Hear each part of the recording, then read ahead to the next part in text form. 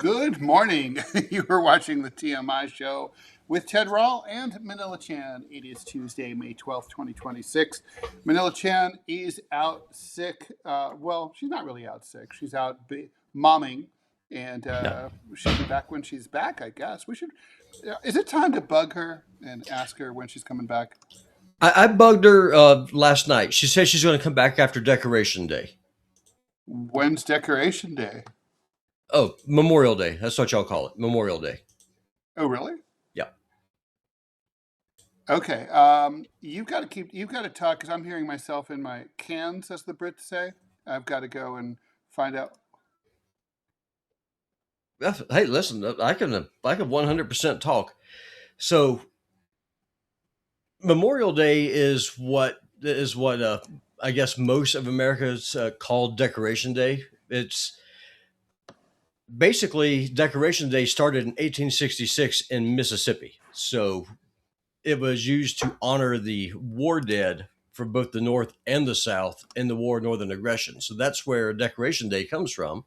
Just one second here while I make sure that Ted is, I'm able to see myself. I should be able to, I think, maybe. One second here, boys and girls. Can y'all hear us? Can you hear me? I think you can Uh, hear me. there we go. There we go. Yeah. So what happened is it's very frustrating. This is something that we used to have in terrestrial radio too, where you have a feedback loop and you hear yourself talking like three Gotcha. seconds, 5 seconds after. So what happened was that I had the show up and it started playing when it's not supposed to play on another tab. So I could hear myself back. Boring. Gotcha. But they see Anyway. it, they hear us, but they can't see us. It's just the TMI tab. Oh, is that true? Yep. Um, wow, that's strange. Maybe we should both hit refresh. Um, Yeah, that's what happens. that's very weird. Okay, I'm gonna hit refresh. You hit refresh. Here we go. Okay. We'll be right back. Listen, it's never a boring day whenever you're playing with Rumble Studio. You never quite know what you're going to get.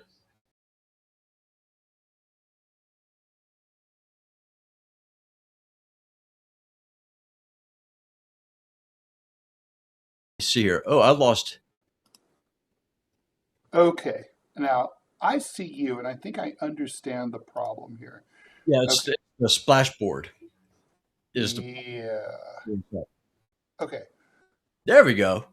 that's it. Oh my God. So this is a Rumble Studio quirk, Robbie. Basically, if you have any of the media up, like for example the intro, and sometimes it'll just block us from being seen even after it's done playing. So that's not irritating at all. No. Anyway, yeah, I don't really like it when people see how the sausage is made, but that is how the sausage is made. Um, there's a reason why Upton Sinclair wrote The Jungle, and there's a reason why nobody reads it now. All right, we are, anyway, please like, follow, and share. Here on TMI, it's a little bit of a different take than what we do on Deprogram, where we have a serious take on and we try to tell you exactly what's going on, analyzing the news. We do the same thing here, but the news subjects that we choose are different. Yeah. They are quirkier. They are, in some cases, lighter, but in many cases, as in today's main story, very, very serious, and as serious as could possibly be. So, involving the big questions of life, really. Yeah. So, Robbie, if you're ready, I'm ready, and we can just get to it. But before we do that, I mean, have you never heard of Decoration Day before? I guess I had heard of it, yeah, but I didn't really know what it was. It's like for a long time, I heard of Boxing Day, and I thought Boxing Day had something to do with pugilism. No. It's like, no, No, it started in Tupelo, Mississippi. It's the first time it was observed. Have you ever read the poem "The Blue and the Gray"? I have. So that's where that comes from, and so the term Decoration Day comes from the women and the veterans from Tupelo, Mississippi. They went, and irrespective of the graves that the fallen soldiers are buried in, they decorated the graves. And so for like the 40 or 50 years, people all over the South would go and they would, after church, they would go and they would clean up the cemeteries, have a picnic, and just honor the war dead, not just Confederate, but Union too, honoring both sides. And then when it became a federal holiday, because it was simply too Southern, they made it Memorial Day instead. Gotcha. Okay. Well, so that's so basic. So that's we should expect to see her around roughly May 28th then.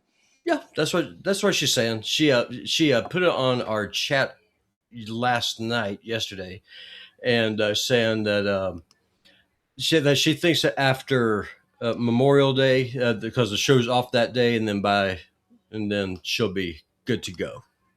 We will see. Okay. Personally, I think she's using this whole childbirth thing as a crutch. I think that she just wants to It's just take so the time off. weak. No, well, she wants time off with pay. So talk about the patriarchy Mm. and the privileges that men have, especially white men. Meanwhile, she's the Asian birther who's just literally sitting on her butt doing nothing whatsoever, That's true. I mean, as it's well earning a paycheck. understood that motherhood, particularly newborn motherhood, is one of the easiest, softest gigs in the world. It's widely known. Women It themselves is. say it all the time. That's why there's famous expressions like "as easy to take care of as a newborn baby." Yeah, for sure. She's just coasting. That's all this is. But yeah, let's get into it. All right, let's do it. I love this first story. Dying to talk to you about it. Researchers at Queen Mary University of London have proposed a striking idea that links the deepest laws of physics to the existence of life itself. The work suggests that the universe's fundamental constants sit within an extremely narrow range that allows liquids to flow in ways that living cells depend on.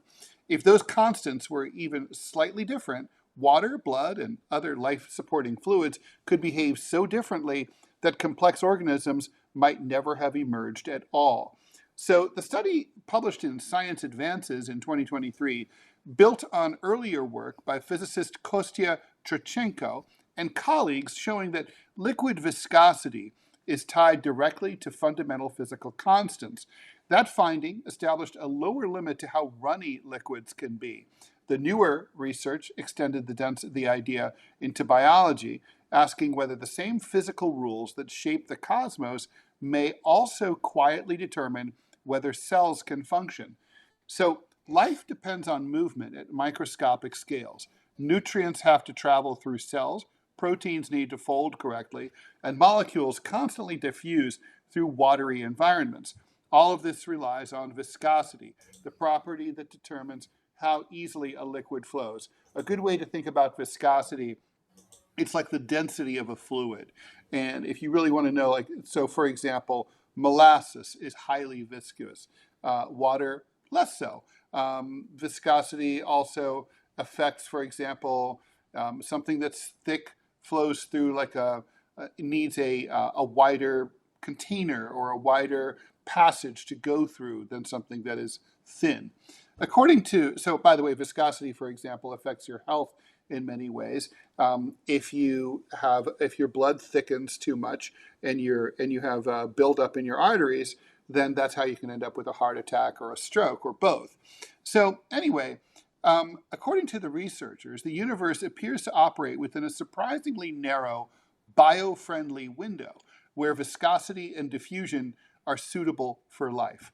If the constants that govern physics shifted by only a few percent either way, the liquids that are essential to biology in everything, not just animals, but also plants, could become dramatically thicker or thinner. Understanding how water flows in a cup turns out to be closely related to the grand challenge to figure out the fundamental constants. Life processes in and between living cells require motion, and it is viscosity that sets the properties of the motion. If fundamental constants change, viscosity would change too, impacting life as we know it.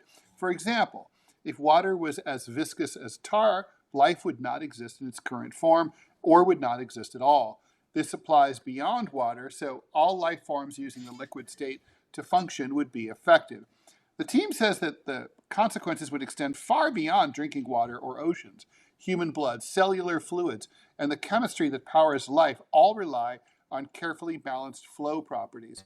Professor of physics Kostya Trochenko said any change in fundamental constants, including an increase or decrease, would be equally bad news for flow and for liquid-based life. We expect the window to be quite narrow. For example, the viscosity of our blood would become too thick or too thin for body functioning, with only a few percent change of some fundamental constants, such as the Planck constant or electron charge.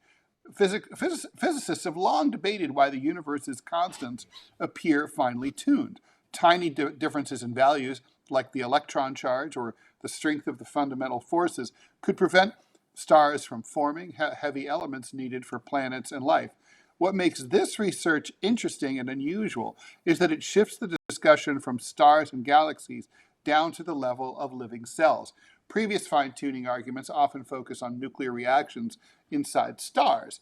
This argues that even if stars and heavy elements still formed, life might still remain impossible if not for liquids that didn't flow properly inside organisms like you and me, Robbie. That introduces a second layer of fine-tuning. The constants not only appear compatible with a universe full of matter, but also with biological systems that depend on delicate liquid dynamics. Researchers even suggest that multiple stages of tuning may have occurred. In the paper, Churchenko compares the possibility to biological evolution, where traits emerge independently over time. The idea remains speculative, but it raises the possibility that nature may favor stable physical structures in ways that scientists don't yet completely understand. Since the original publication in 2023, scientists have continued to explore how viscosity, diffusion, and fluid behavior connect to fundamental physics. Follow-up theoretical work reviews how liquid motion inside cells might place additional limits on the values of physical constants, especially in systems involving biochemical machines such as molecular motors. And Robbie, there was recently some new coverage of how basically the little tail that moves sperm or the little tail that moves eggs, single cell organisms are absolutely vital to human life. If that little tail is kind of like the key to like how and why things move at all, Yeah. and therefore allows life. So the reason I mean, obviously it's fucking interesting as shit, Oh, but very much so. so I thought like, and viscosity is not something we really think about much, but obviously, it's true, right? Like if everything was, now the question is, could you have life with different physical constants and different viscosity? That part needs to be explored, right? So we know that we have the life that we have and that those formats would not work. But could, for example, we know there's carbon-based life. Could there be silicon-based life? It's that kind of question. But still, this kind of comes as close to the idea of intelligent design or an ordered universe that I normally don't believe in than anything I've read in a long time. Well, I've told you before, it takes a lot more faith to believe in the Big Bang and evolution than it does to believe in the beginning God created the heavens and the earth. Because for a couple of reasons. One, we know that matter cannot be created nor can it be destroyed. So then the matter that was used, that was somehow compressed to the point of a pin, then it exploded, creating everything. Well, where did it come from? Because you got to have a where, you got to have a how, and you got to have a why. Mm-hmm. And so, I mean, you got to have a cause and an effect. Mm-hmm. Creationism explains that because God exists outside of space. He exists outside of time. He doesn't need to be a place to do something. Nor does he need a time to make it happen. He doesn't need a volume in which for it to work. He's operating outside of the dimension that we live in. Mm-hmm.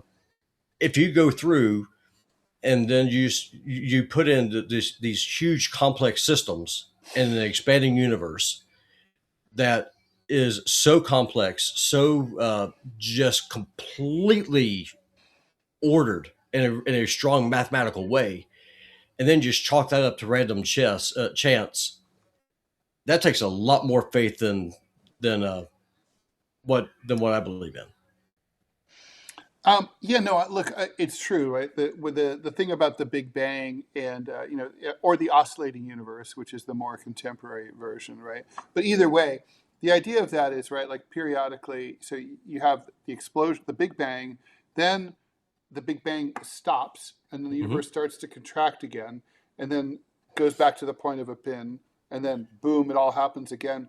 Yeah, and basically, theoretical physics doesn't really tries to, but it does not explain what happens in that early moment, those first few seconds of the Big Bang, right? Like, Yeah, why, how? It's like, well, the rules of physics no longer exist for that moment. it's like a Well, black that's hole. convenient, but I mean, come on.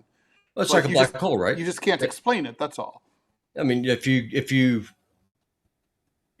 physics breaks down the closest that you get to a black hole, because the time itself slows down, it gets distorted, and then once you pass beyond the event horizon, what happens at that point? Hmm. You get what science calls a singularity, which is a paradox, which it cannot explain. And so, if you are going to operate in this kind of in a science-based system where science says it is able to explain everything, and that there is no God, that everything just happens by a happy accident, you've got to be able to explain that question. Where does that happen? True, and it doesn't. It really doesn't do that. Mm-mm. No, and I mean the Bible's clear. When Moses asked God on Mount Sinai, "Who shall I say sent you?" God's replies, "I am that I am. I always have been, always will be." But And that's kind of not really an explanation. well, we can't understand anyway, because all we understand is a beginning and an end. No, and also, God is not saying, He is saying that I always have, I always will be. He's not trying to put something down into the level that a human mind can understand, because we can't. It's too big for us. And Well, I mean, for now, right? I mean, we might be able to figure it out at some point. yeah, and maybe funky. Thank you for the $2, guys. Like, I can't get my cat to do calculus. Don't you think human cognition has its own limit we're unable to see past? We may never be able to know what created the universe because we don't have the capacity to. And Aardvark, yes, who created God? I answered that question. He always has been. He always will be. Um, well, I mean, but isn't that kind of like, just because we don't know something now doesn't mean that we won't know it eventually? Yeah, sure. I mean, we didn't know the Earth is round. We didn't know how to make jet engines. We didn't know how to do all kinds of things. Yeah, we didn't know how. I mean, But it's crazy. I mean, it's crazy to me that we didn't have light bulbs until but here's 150 years ago, or cars until 150, 130 years ago, but here's or the difference. But yeah. here's the difference, though. None of those things say that deny the existence of something else because you can't explain it. I think that's the big part of the problem where the atheists and the science class kind of get things wrong, is that if you believe in intelligent design like I do, then they consider you a superstitious Neanderthal. Okay, then answer the most basic questions, because if you're going to make yourself a high priest of this new secular religion, and if you're going to call me foolish for believing what I believe, then it is incumbent on you to explain to me why I am wrong. You can't. Creationism is a theory just like evolution is. It's not a law. Like, there is no law of evolution. There is no Well, scientific law that says we can create matter. We can't. but a theory, but I Physics mean, says you like can't. evolution, like, so a theory is not in science. It doesn't have the same meaning as a theory, like in ordinary language, right? I mean, so in science, a theory is a model that has held up very well by peer review and seems to do a very good job of explaining why things work a certain way. The theory of evolution does do that. Okay. Well, it still can't answer the fundamental questions. And Manchild is asking that we move on. Religion discussions are dumb. Thank you for the $1 donation. Maybe we'll have to use that one for our Robbie and Ted off. That is hilarious. Yeah, Yeah, I think it's fascinating, I think because I mean, I think Manchild's wrong. I don't think it's necessarily a religious explanation question. I think it's a. I mean, it's a scientific question, right? I mean, the idea that viscosity is so fucking important.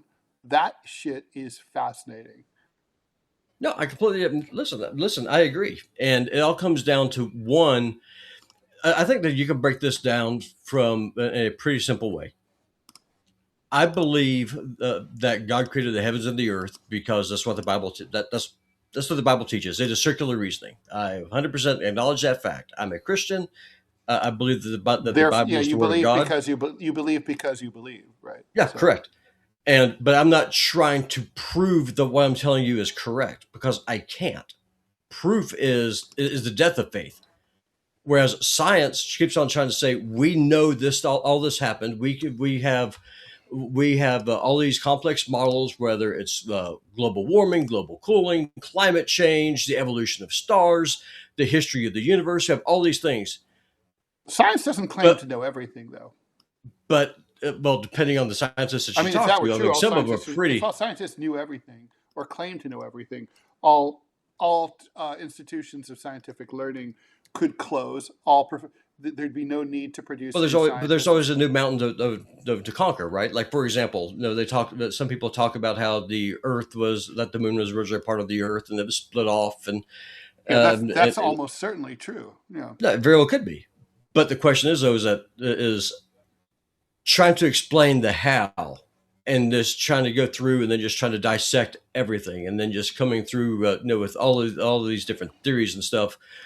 Whereas you can't explain the Goldilocks zone around the sun, or why things happen a certain way, or why does Earth have a metal core that enables us to have electromagnetic field, whereas Mars doesn't, so it doesn't have an atmosphere.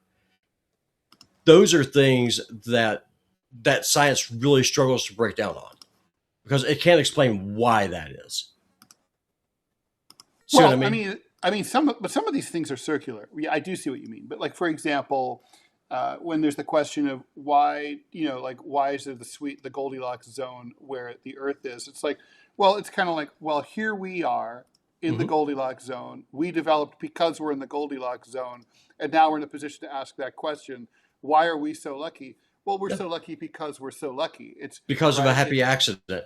It's kind of like it's circular logic, right? I mean, Of course it is. It's just like what I believe. It's just you believe it because you do. But one is faith based. The other one but says like the other one's supposed to be evidence based. but like basically life could just as well have popped up and may have on Venus, but then man, it really sucks to live there.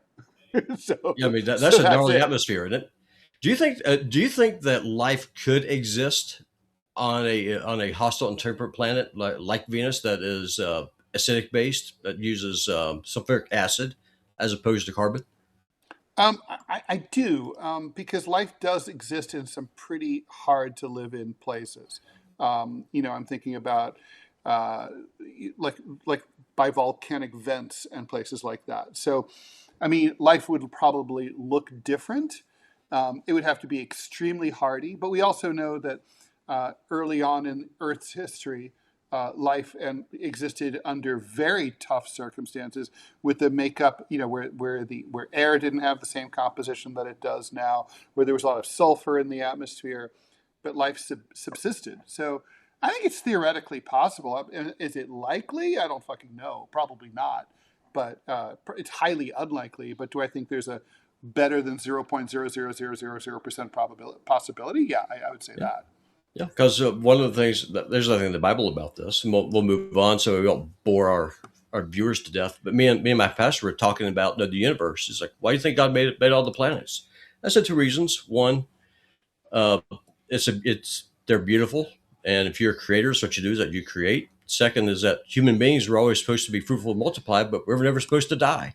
So eventually, Earth will get kind of crowded. So you go and live on these other planets. How you get there, I have no idea. But I think that was the original plan before Adam and Eve screwed it all up. Well, we can obviously go to other planets now. Sure, but I mean, but what would it have looked like if the fall had never happened in the Garden of Eden?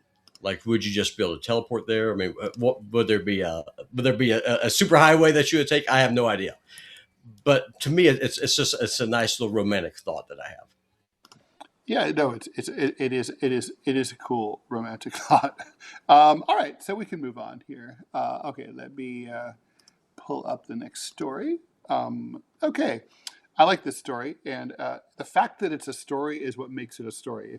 If you know what I mean. All right, many business owners who sell their companies for a huge sum of cash will happily walk off into the sunset with their billions of dollars. Graham Walker chose a different path. Graham Walker is the majority owner, or was the majority owner, of Minden, Louisiana based Firebond. He sold his family-owned company earlier this year for $1.7 billion, which does not suck.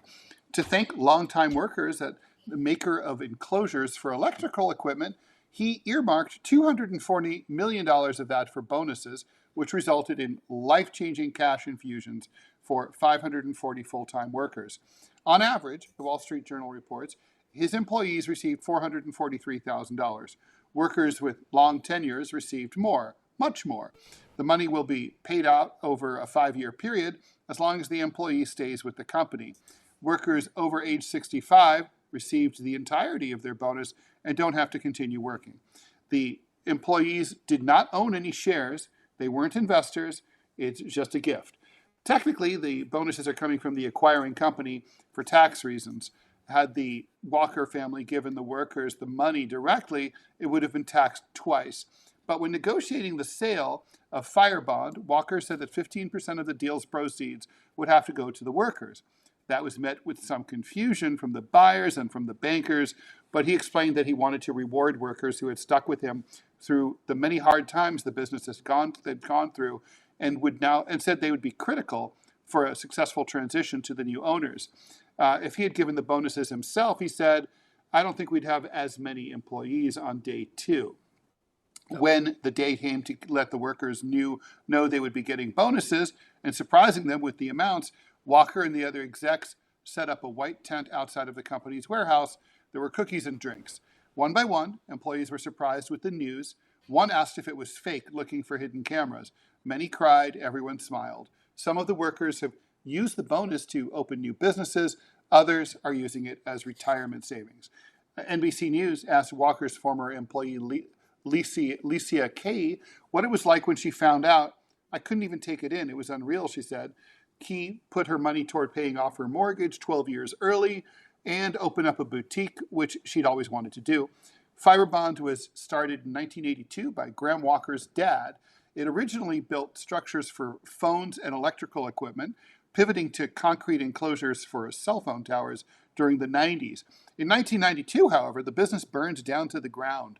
As they rebuilt, the Walkers continued to pay employees salaries, but by the early 2000s, the business was on the verge of collapse with just 3 customers due to the dot-com crash.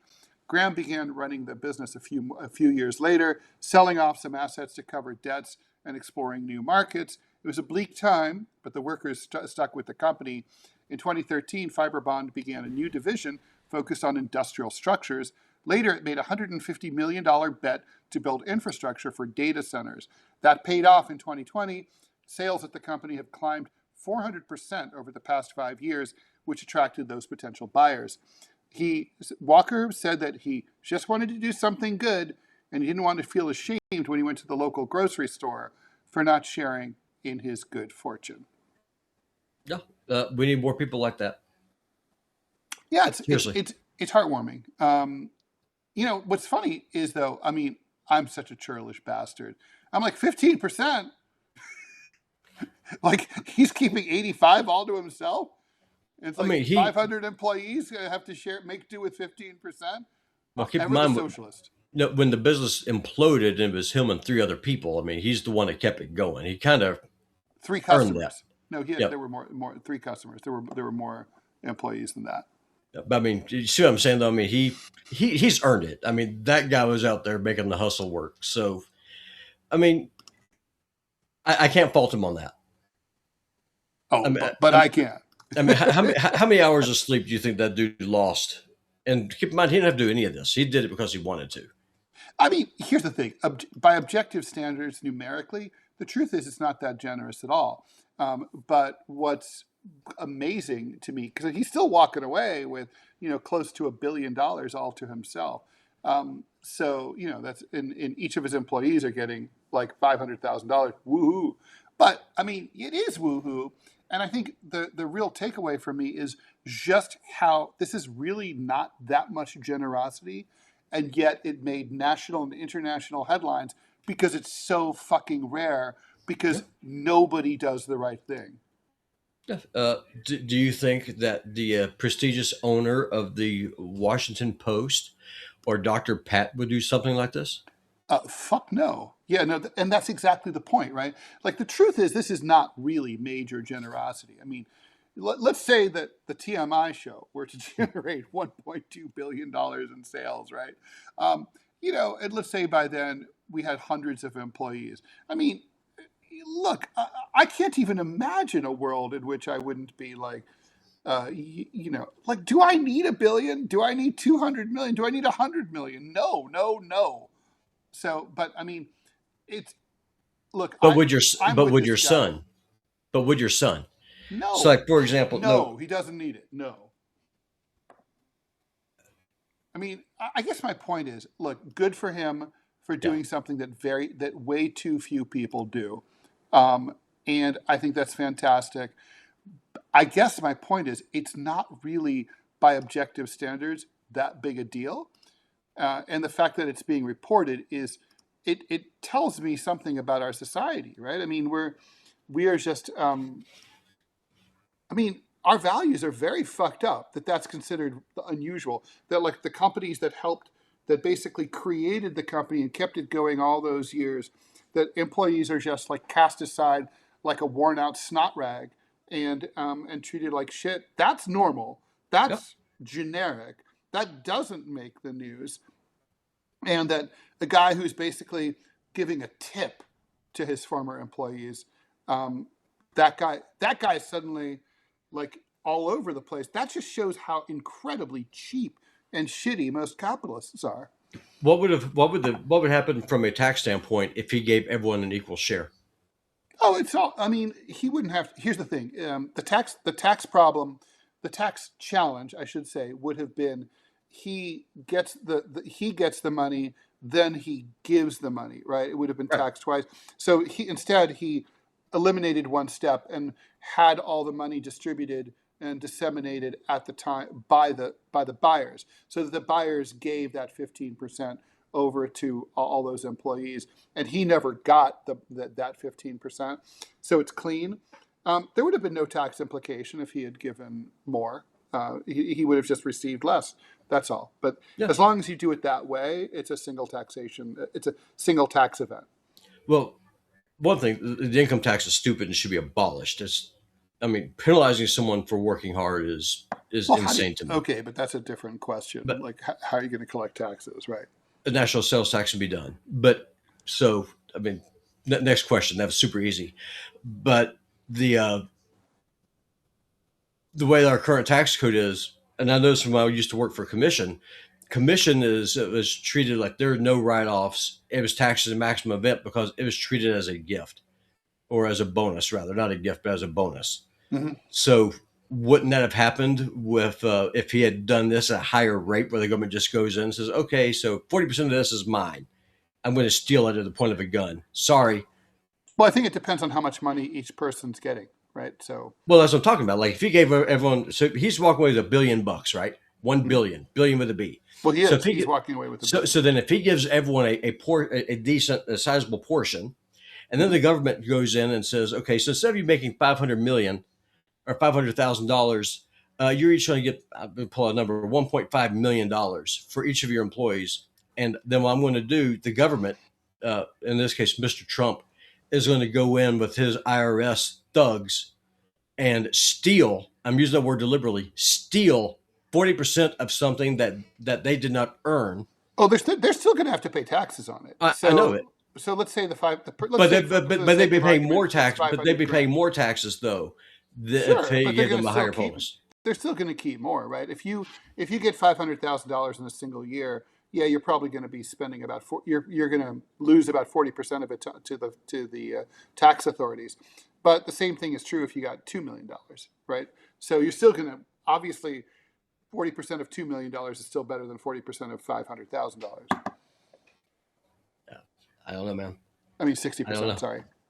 It's insane because by the time the feds get done with you, then the state gets a hold of you, then you got your local taxes. No, it's true. It's like remarkable. So I was friends with a guy who was the lead singer of a pretty famous band, and he sold one of their songs to a burger company, and the ad for $1 million. And Right. we were at the beach, and I'm like, oh my God, I'm like $1 million. Lunch is on you. And he's like, well, let me show you what happens. So he shows me, he's like, okay, so there's tax. He's like, first, there's the record company. I have a outstanding debt to them. My agent, my manager, Uncle Sam, local tax. And then it's like, after all that was left was $160,000. There were four members of the band. They divvied it up. They each walked away with $40,000. And I'm like, are you fucking kidding me? I mean, it's horrible. Yeah, that's my point. No, I take your point. You're not wrong. I mean, look, here's That's, the I thing. mean, If that money were going to something useful, like helping the poor, frankly, I could get behind it. But it's not. So that, it's mostly going to war. So I mean, what I would do, and I could be completely wrong on this, but let's just say if West Glacier Gaming ever got big, or this, what I'm doing, with Fang AI or whatever, and it just grew, and actually was able to start a real business with more than just me and my cat that's no longer here. Uh, got to get a new cat. I would go and I would love to be able to give my people a bonus, but I'll be honest with you, I think I would invest a lot of that in it back into the business to create good paying jobs. Well, look, that's doesn't seem to be the case. This guy seems to be retiring, right? Oh, for sure. Although, But that's yeah, what I'm saying, though. I mean, I've a lot to give the business to somebody who's going to care about it, who would run it, and then invest. Because at I one know time, I'm the gift is same way one because I thing. don't need that much money. I mean, honestly, I don't know what the fuck I would do with like $20 million. I mean, it's like, I guess you can $20 million. You could just buy a nice house and be done with it. But like, if I had $500 million kicking Yeah. around, you could be damn sure I would be like using it to create a media company. Oh, for sure. And because I mean, that's the best thing you can honestly do is, Invest in yourself, invest in your ideas, I see guess, your I mean, ideas to fruition. Think about all the cool ideas you and most people listening have had over the years where you're like, if only I had the capital, I could make it, I could see if I could make it happen. And that's what this is about. yeah, yeah. So, Ramrod, my God in heaven, I wouldn't give to peek into an alternate reality where Robbie grew up in a communist country like China and listen to him talk about the government then. Well, China's not a communist country, it's a capitalist country. Sadly, Yeah. And Manchild, my cat, uh, not Manchild, Annie, my cat fell out of a window and got ate by some of the Montana wildlife here. So my poor cat is gone. I miss Fernie. She's a you got to sweet get a new cat. cat. There's cats that are like at the shelter and all like lonely and Yeah. they need But help. no, I know we want to, but it costs $70 a month for pet rent. And now with the financial haircut we're taking after Wait, John $70 left a month for what? for pet rent, What's that? Oh God, for the for landlord. to have a, yeah, because we rent an apartment. So it's, no, That's I'm fucking saying, that should be illegal. I I mean, mean, we it's are, also it's a cat. Cats don't do anything. I mean, the worst that could happen is it might pee on the floor and you'd wipe it up. So what? yeah, that's them be the rules. And I mean, with the suspension of Robbie and stuff, it's a Yeah, big haircut that I'm taking. So yeah, I got to save that $70. yep, yeah. No, it's been very hard. We were doing so well until something happened about 7 weeks ago. I can't really put my fingers on it, but Yeah, something. I got to figure out why. Because I mean, our payments on Rumble just took a nosedive. So I got to figure out what the hell happened there too. So Yeah, yeah, it's it's just rough. fun times all around, boys and girls. So No doubt. as much as I want to get another cat, sadly, this is It not is the right not the time. time. It is All not right. the time. Okay, and last and probably least, President Trump said that his hand-picked contractor would charge only $1.8 million to repair the Lincoln Memorial reflecting pool and paint it blue. Now, I just want to point out, Robbie, that what Trump said was that he was going to clean it up, and that was going to make it a bright blue. He didn't say he Mhm. was going to paint it blue and make it bright blue, but that's what he did. So this is the reflecting pool on the Washington Mall, right? The actual cost is now actually more than 7 times Trump's estimate because the Interior Department nearly doubled the size of the contract late last week, according to federal records. Last week, right before the Friday news dump, the Interior Department added $6.2 million to the contract's previous cost, saying that it now plans to pay $13.1 million to a Virginia company called Atlantic Industrial Coatings. Trump said he chose that company to repair it because that firm had worked on the swimming pools at his golf club in Sterling, Virginia. The government awarded that firm a no-bid contract, hello, Halliburton, last month, bypassing the requirement to seek competing offers by saying that the situation was so urgent that any delay would cause serious injury to the government. The government has not said what that injury would be. Because, without a bright blue reflecting pool, America's national security could be gravely at risk. And instead, it cited Trump's desire to get the work done before the country's 250th birthday, coming up in 2 months on July 4th. Public contracting records don't say why the contract's cost increased so much on Friday.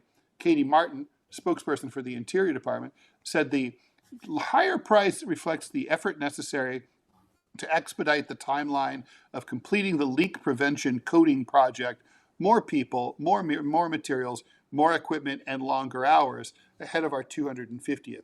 Atlantic Industrial didn't have any comment, but government documents obtained by the New York Times show that the contract's current value matches down to the dollar an offer submitted to the government by Atlantic Industrial Coatings in the middle of last month. That offer included a 20% profit margin, the documents show. Competitive bidding laws are an attempt to ensure that the government is getting a fair price. Each day that the resurfacing continues, the historic character of the reflecting pool is being further and fundamentally altered, a lawsuit filed Friday said. The contractor was required to repair leaking joints between the pool's concrete slabs, waterproof the pool's bottom, and paint it a shade called American Flag Blue. The pool has also been troubled for decades by leaks and algae blooms. On Monday, a nonprofit filed suit in U.S. District Court in D.C., seeking to halt the paint job. The Cultural Landscape Foundation said that the Trump administration ignored a law requiring advanced scrutiny of projects that alter historic landmarks. I don't know where they were when the East Wing of the White House was torn down, and then to try to make construction of the ballroom, not to mention the destruction. Was the East Wing really? But was the East Wing though really historic? It was just office space, right? It was built back. It was office space. Mm-hmm. Yeah, I'm not sure how. It's hard to say how historic it is. I mean, it's certainly politically notable. The Rose Garden, would you say that's historic? Put in by Jackie Kennedy. I wouldn't say so. I mean, it's a garden. It's there. It's 50 years old, 60 years old, something like that. It's not like it's been there since the time of Jefferson. Like it's not the front porch. You know what I mean? It's right. It's right. it's something different. And why the first lady needs an office when it's not even a position in the government or a staff or a salary doesn't make any sense to me. So I don't know why it was built in the first place. And to be honest with you, the reflecting pool, I think the entire premise of it is gay anyway. It's just. But Melania is fighting bullying, Robbie. You can tell because bullying's gone. Of course. Yeah, it is. But I mean, seriously, I mean, that reflecting pool because. Be better, Robbie. Be better. I am being better. I want to fight the mosquito outbreak caused by that reflecting pool in Washington, D.C. because there's enough bloodsuckers there already. The politicians don't need competition from the mosquitoes that breed in the reflecting pool. It should, honestly, I don't know why they just don't fill it up and just turn it into a botanical garden or an urban garden or maybe like a statuary park. It's a shallow swimming pool for the tards in Washington, D.C. Who cares about it? Why not make it a botanical garden full of statues of your greatest social justice warriors? Like you have Martin King. Look, a reflecting pool is a fucking waste. It's like such a mid 20th century kind of Soviet kind of thing. Like, look, it's a reflecting pool. It's like, what for? It's like fountains. Yeah, what's the point? What is the point, right? It's decorative. Well, at least, fountains back in the days of ancient Rome, I mean, they actually served a purpose because that's where people go and get their drinking water. Yeah, So they're that's right. beautiful and they actually did something. Hmm. Nowadays, you'd be better off, honestly, just making it into an actual park. There are people are able to go and enjoy. Maybe Trump says Triumphal Arch, like right there at the end of where the reflecting pool is. Hmm. People could go to the concrete barricades there in front of the White House and pass of the golden statues of Trump. Like, did you see that golden statue of Trump that was built at Mar-a-Lago? Yes, and because you never know if anything is real or not, Robbie, maybe you can elucidate me. Is that a real statue, It or is that is. like an is that a It is CGI real. thing? No, It's it not is AI. real. No, it is And is real. it really true that there was a bunch of Christian fundamentalist pastors who were there to dedicate it? Christian Zionists led by Pastor Mark Burns and a bunch of rabbis over there who blessed it. So I mean, so it is real. I double checked it with It's Fang. literally a golden calf. It is. It is. I mean, straight out of the book of Daniel. It's And so crazy. you have you have these Christian Zios and Jewish rabbis coming together. The one thing that they can agree on is that Trump is great for Israel, not so much for America, but he's great for Israel. And so what you're going to do is that you're going to build this golden idol in violation of both religions. And you're then going to bless it in the name of a God that neither one of you agree exists. What the fuck And were they thinking? I mean, seriously, what the fuck are they thinking? I have no idea. But that's what I'm saying, though. I mean, Trump could have done so much better with this whole reflecting pool. Seriously, Mr. Trump, I know you're listening to this. Just pave it over, make a statuary garden. Now, I do hope that you throw me a bone since you're giving you this idea. As the greatest president of all time is Andrew Jackson. He should be like right there with just standing there proudly on his pedestal as people pass him to go to your triumphal arch, and you could just picture yourself this massive golden eagle right there on top of it, and you could have your image carved in marble on either side of the arch, and in Latin just up there above, just talk about how you are the God Emperor. Those are things that you're able to do. And as you go towards the arch, symbolizing the transition from republic to empire, you can have the great imperial American presidents. You can have President Jackson, President Polk. You can have Theodore George Washington, Roosevelt. Theodore Roosevelt. Yeah, all of these great icons of who built the Oh, age in which you are in. Wilson. Yeah, but Wilson did. I mean, Well, but he you but he didn't don't actually think World conquer War One was anything. kind of an imperialist project? Um, I don't think so. I think it's more of a power grab for the bankers because that was really what that was about. Is just enabling the Rothschilds to make more money off the Central and Allied powers because they played both sides. Let's be honest here. That's true. I mean, that's where the whole idea of the Great Betrayal comes from. So fascinating thing. We're on YouTube. I really can't go into it because it's anti-Semitic, but look into it. It was actually really did happen.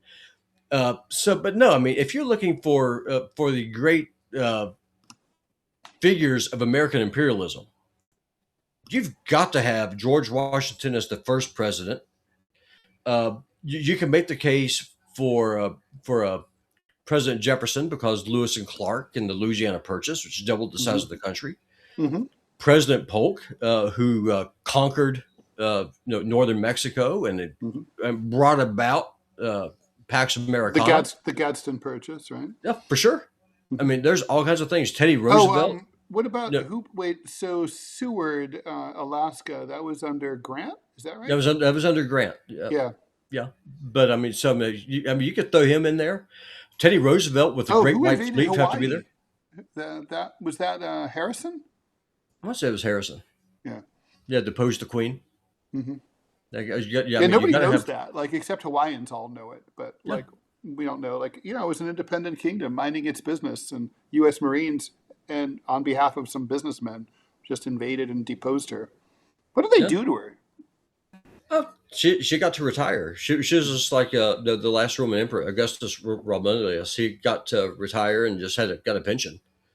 Yeah, he's like Hamid Karzai, kind of Yeah, like. it's just like they're just living there in Rome. They're there on your villa. Nothing really changed, and that's what happened with her. She just got a good view of the sugar plantations. All right, well, But I mean, seriously, I mean, who reflecting pools? the statue blew my mind, especially not so much that it existed, Well, Like I the fact that those Christian preachers were there. Like I was like, wait, well, what? not just the Christians. I mean, it was an Like, do you interfaith. guys even? I mean, like, I'm not a religious man, but it's like, do you guys even own a Bible? Have you ever seen a Bible? Do you know about the Bible? Have you Well, heard it? Have you read the Wikipedia entry to the Bible? Like what? it wasn't just the Christians though. It was Hasidic rabbis and the Christians together Hmm. blessing the statue. And when Fang pulled up the story and said, "No, this is real," I had her fact check it like 3 or 4 different times, and Yeah, I then I did wasn't it sure. Yeah, myself. that's why I didn't talk about it because it's like it was No, so it's real. outlandish. I was like, I didn't know it was real. Yeah, Yeah, it is 100% real. It's like 20 feet tall. it's insane.